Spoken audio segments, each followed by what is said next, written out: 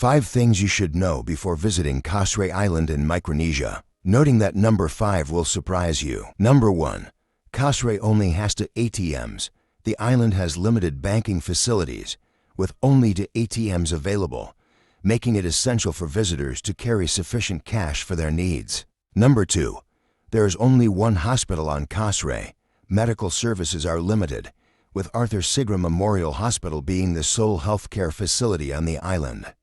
This means that serious medical issues may require evacuation to another location. Number 3. Kosrae uses U.S. currency. The official currency is the U.S. dollar, which simplifies transactions for American visitors. However, credit cards are now widely accepted outside of major hotels and a few businesses. Number 4. Most rental cars on Kosrae are right-handed. Visitors should be aware that rental cars typically have right-hand drive configurations, which may require some adjustment for those accustomed to left-hand driving. Before we get to number 5, hit that like button and follow us for more videos like this. Number 5. Drinking alcohol on Sunday is a crime in Kosrae. This surprising local law reflects the island's cultural values and should be respected by visitors, as violations can lead to legal consequences.